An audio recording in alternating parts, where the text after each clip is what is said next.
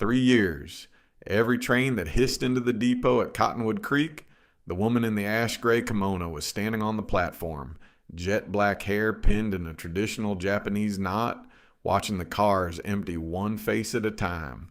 The town called her the fool of the depot, and they swore the cowboy she was promised to was dead somewhere in Virginia, swallowed by a war that had taken men by the tens of thousands since 1862.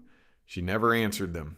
Then, one spring morning in 1865, after the surrender and the long blade and home of broken men, a figure stepped off the last car with a cane and a face the war had tried to erase, and she had to decide whether the man inside those scars was still the one she had promised to keep. Stay until the end to see how it unfolds, and if it moves you, hit that like button and comment with your city so I can see how far this story travels.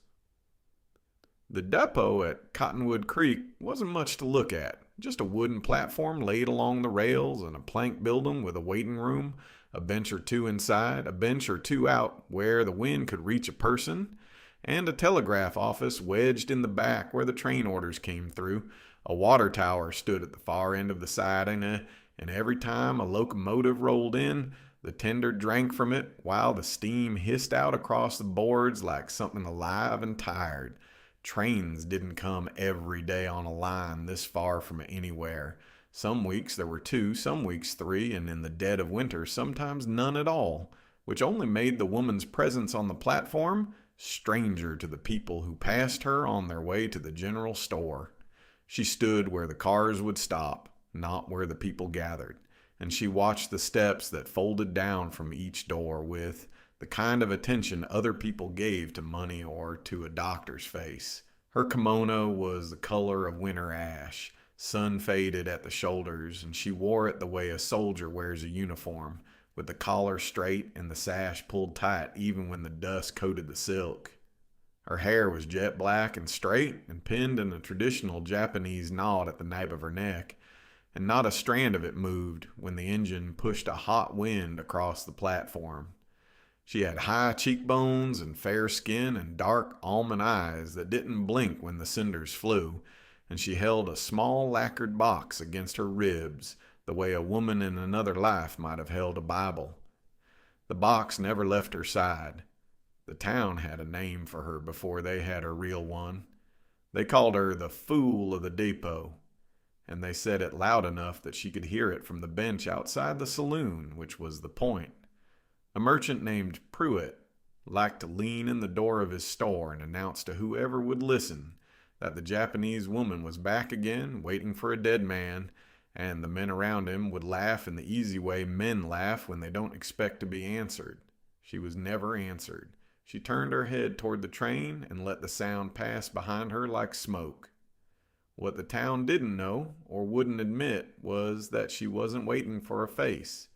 She was waiting for a promise to land on that platform, and she had decided 3 years ago that a promise didn't get to break just because the months got long. Every face that stepped off the cars was a question she answered with her eyes, and every face that wasn't the right one put another stone in the bag she carried inside her chest.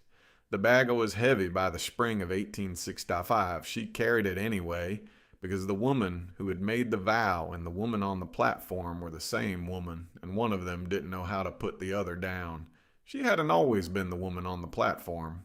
2 years before the war reached into Texas and pulled the young men out of it, a buckboard rolled into Cottonwood Creek with a woman sitting in the back beside a trunk strapped shut with hemp rope, and the driver set her down at the depot because that was as far as his haul went.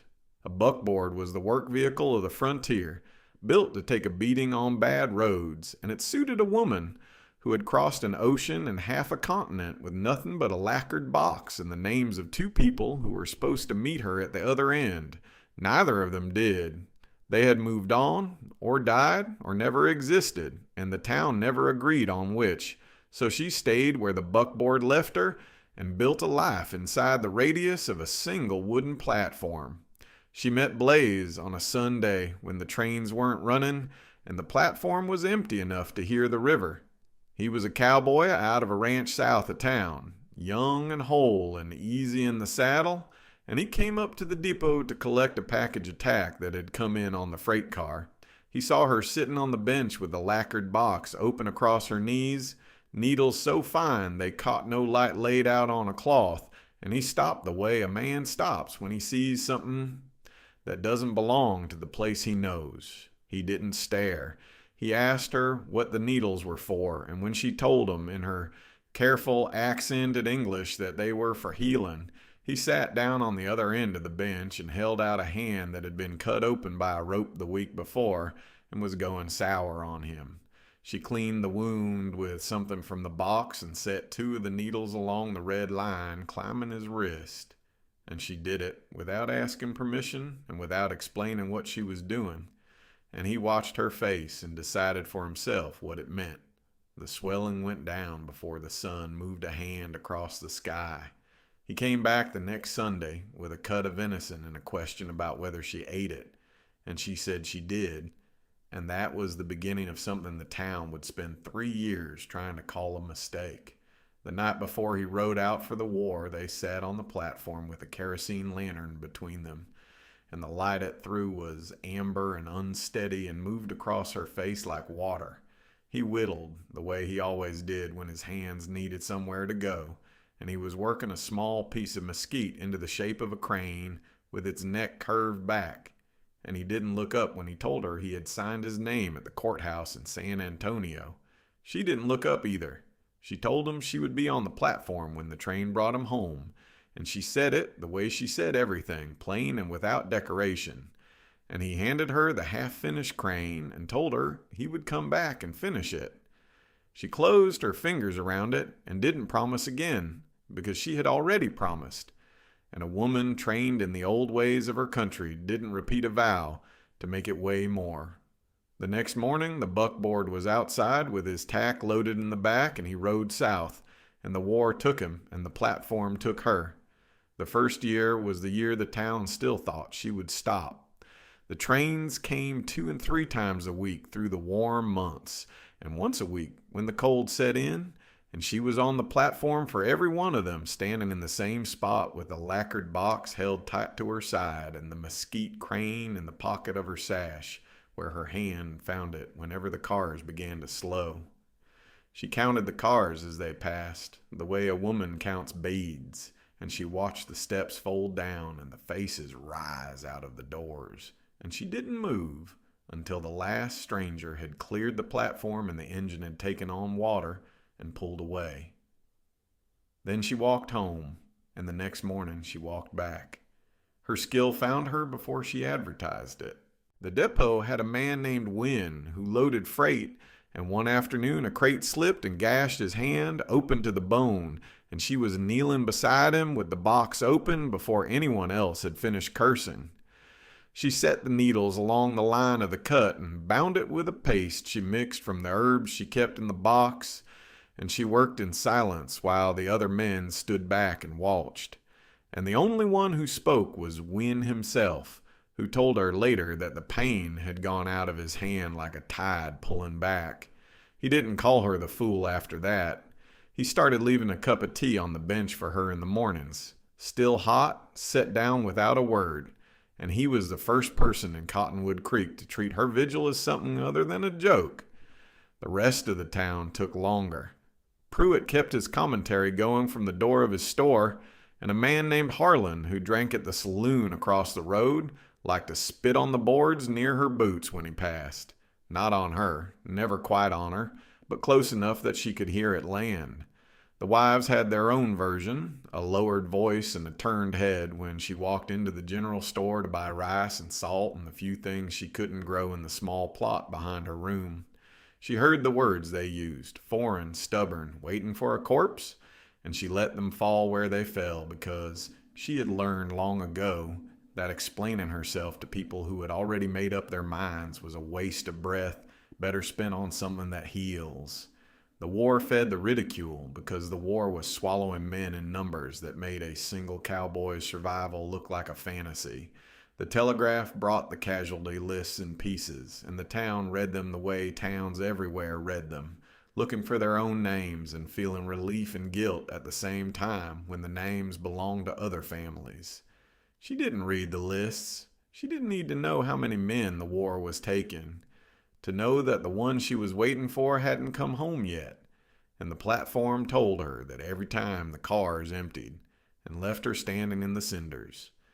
The first year was the year the town still thought she would stop, and the second year would be the year they decided to make her stop instead.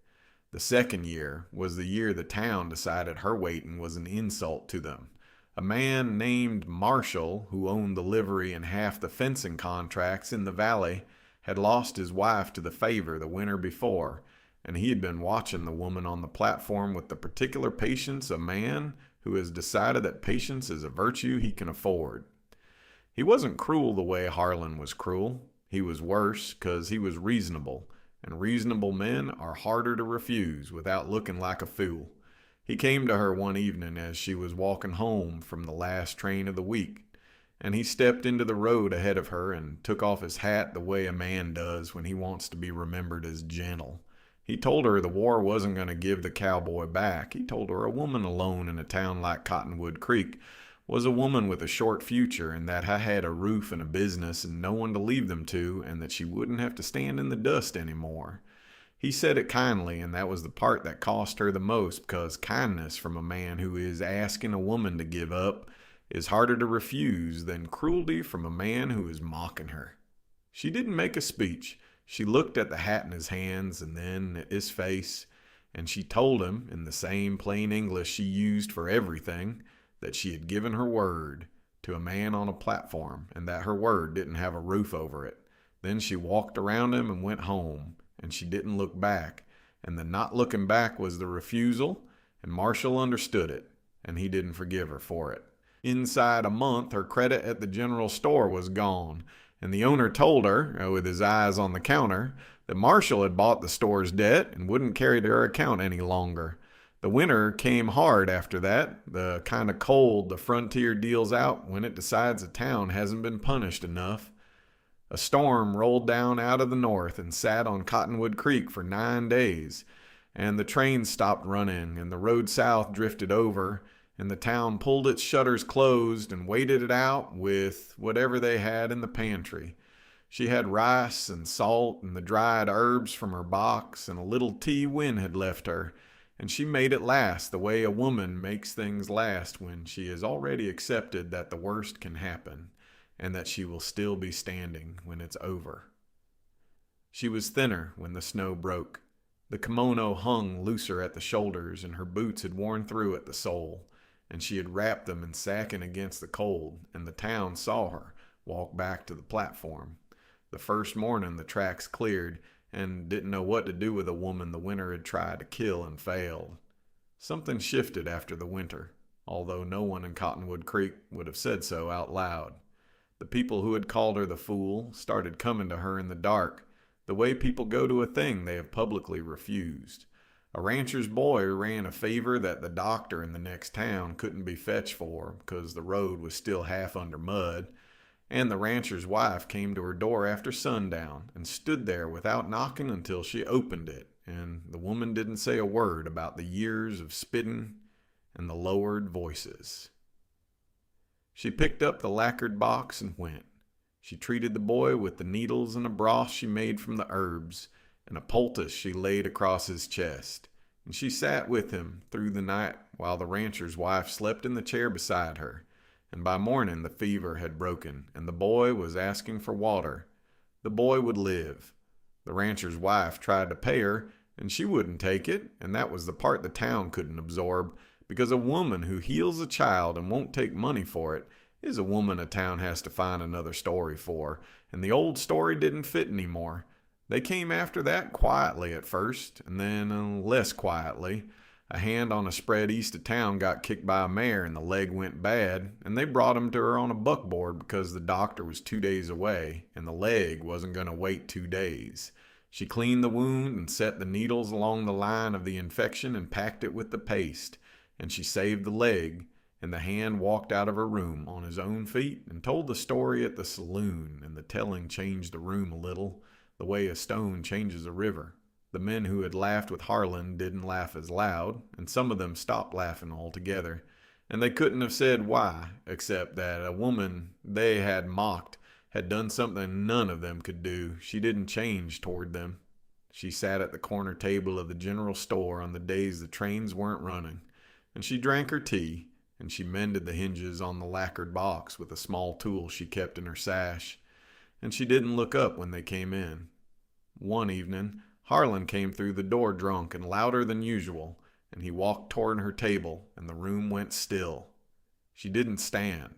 She reached into the box beside her and laid a hand on something long and narrow, wrapped in cloth that the town had never seen before, a blade on a pole her grandmother had kept in Kyoto, and she didn't draw it and didn't need to. Harlan looked at her hand and at her face and at the stillness of both, and he turned and walked back out, and the room let out its breath, and no one asked her what the thing in the box was, because they understood from the geometry of how she held it that the answer wasn't a conversation. The telegraph key in the depot office had a sound of its own, a sharp, fast clicking that cut through the hiss of the steam and the talk of the platform, and on a morning in April of 1865 it started up before the first train was due and didn't stop for a long time. Wynne was the one who heard it first because he was already inside loading the freight manifests, and he came out onto the platform with a piece of paper in his hand and a look on his face that the woman reading it from her spot knew before he spoke. He told her the war was over. He told her Lee had surrendered to Grant at a place called Appomattox Courthouse in Virginia on the 9th of the month, and that the armies were coming apart, and that the men would be coming home. She didn't move the way the rest of the town moved.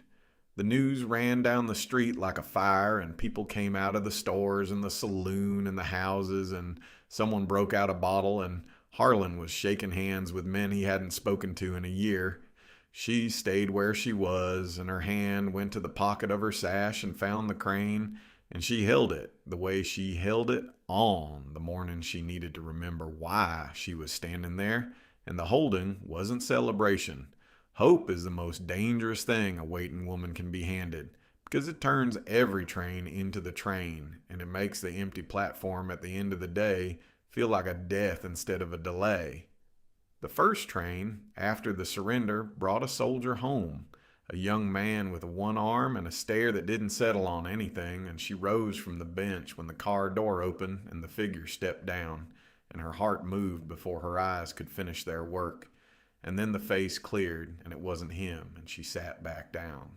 The second train brought two more, one on crutches and one whole, and weeping into a woman's shoulder, and again she rose. And again the face was wrong, and again she sat down. Wynne watched her do it and said nothing, and the saying nothing was the only kindness the platform could offer her that spring. Hope was the cruelest part. He had taken her side in a way she hadn't asked for. In the first year, when the casualty list came through, he had quietly held back any telegram that came through with a name that might have been the Cowboys, and he had brought them to her himself instead of pinning them to the board.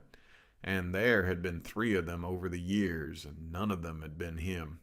He told her that spring that no message had ever come for a cowboy named Blaze out of the ranches south of town, no death and no wound and no discharge, and that the silence meant one of 2 things, and that he wasn't going to tell her which one to believe. She told him she already knew which one she believed, and he nodded. And they left it there, because a man who has been quietly kind for 3 years knows when to stop talking. The trains kept coming, and the cars kept emptying, and the men who stepped off them weren't the men who had stepped on. And that was the new fact of the spring of 1865. The war gave back what was left of the men it took, and what was left was often less than what had gone. And the woman on the platform watched the broken homecomings begin and understood, before the town did, that the man she was waiting for wasn't going to step off a train looking the way he had stepped onto a buckboard 3 years before. It didn't give back whole men. They came home in pieces through that spring and into the summer, the men the war had finished with. A train would hiss in, and a soldier would step down onto the boards, and the town would see what the war had decided to give back, and what it had decided to keep. Some of them were missing arms, and some were missing legs, and some walked on legs that had been broken and set wrong and would never straighten. And the town saw so many of them that summer that a man with a sleeve pinned empty or a trouser leg folded up and tied began to look ordinary instead of shocking. 70,000 soldiers had lost limbs in this war, and the government had promised every one of them a replacement limb. And a whole industry had been born out of that promise. And the men on the platform were the reason it existed. The town stopped counting. She was there for all of it. When a soldier staggered off with nowhere to go and no one to meet him, she was the one who crossed the platform with the lacquered box and led him to the bench and sat him down and cleaned what needed cleaning, and she did it before anyone in the town had finished deciding whether it was their problem. The town watched her kneel in the cinders in her ash-gray kimono and press a cloth to a stranger's stump, and they watched her do it the way she did everything, without comment and without flinching. And the watching settled into them like a weight they hadn't agreed to carry. No one asked her to do it. The rancher, whose boy she had saved through the winter, came to the platform one afternoon to meet a brother coming home, and he saw her there, kneeling beside a soldier he didn't know. And he stopped and looked at her, and then looked at the ground. And the looking at the ground was the closest thing to an apology the town had offered her in 3 years. He didn't say anything. He took off his hat and held it and walked past, and she didn't look up because she hadn't been waiting for an apology and didn't need one to keep doing what she was doing. But the town saw it, and the seeing of it moved something in them that the winter and the fevers and the saved legs hadn't quite been able to move on their own. The cars kept emptying the wrong faces, and the hope she had been handed in April began to thin and pull at the edges like cloth worn too long in one place. She rose for every train, and she sat back down for every train, and the rising and the sitting were wearing a groove into her that the town could see now, because the town had learned over 3 years how to read her stillness. And they could see that the stillness was costing her more than it had in the first year. Some of them began to want her to stop, not because they wanted her to lose, but because watching a woman wear herself down to the bone for a man who might already be in a grave somewhere in Virginia was a thing that hurt the people who watched it, and the town hadn't expected to be hurt by her. Now they wanted her to stop. Then the last car of a late train opened, and a figure appeared in the doorway that didn't move the way the others had moved, and the platform went quiet in the way a room goes quiet when something has arrived that everyone can feel but no one can name. He came down the steps slow, one hand on the rail and the other on a cane cut from a branch that still had the bark on it. And the way he took the last step told the platform that one of his legs was shorter than the other and would never be the length it had been. His face was the part the war had spent the most time on. The skin along his left jaw and up across his cheekbone had been opened and healed and opened again, and the healing had left a landscape of scar that pulled the corner of his mouth sideways and had taken the ear down to a ridge on that side, and the eye above it had survived but sat in a lid that wouldn't close all the way. The war had tried to erase him and had gotten most of the way there, and the man who was left was a sketch of the man who had left. He didn't call her name. He stepped onto the boards and stood there with the cane planted and his weight on the good leg, and he looked down the platform the way a man looks at a place he isn't sure he still has a right to stand on. The town saw him and saw a stranger, and saw, at the same time, the woman on the bench rising to her feet, and they held their breath the way they had held it the day Harlan walked toward her table, because they could feel that something was about to happen that they had been waiting 3 years to watch without ever admitting they were watching. She looked at him and didn't know him. That was the truth of it, and the town saw it on her face before she could hide it. The small flinch of a woman whose memory has been betrayed by the thing it remembered.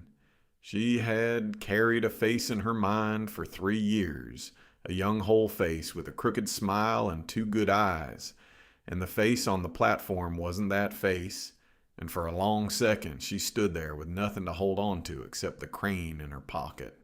and the weight of all the morning she had stood in this spot for a man who wasn't stepping toward her.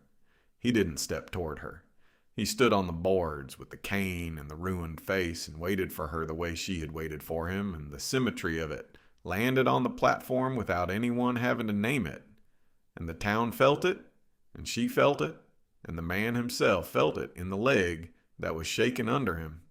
Then her hand went into the sash and came out with the mesquite crane, the half-finished bird with the curved neck that had handed her the night before the buckboard took him south. She looked at it and looked at his hands, and she saw that the right hand, the hand that had whittled it, still moved the way it had moved, the thumb rolling the invisible knife the way it had rolled the real one, and the hand was the same hand, even if the face wasn't the same face.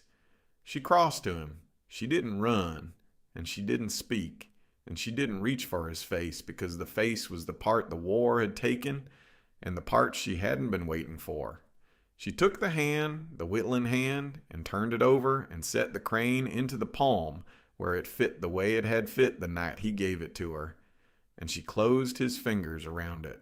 The closing of his fingers was the answer to the question the whole town had been asking for 3 years, and the platform heard it, even though no one said a word.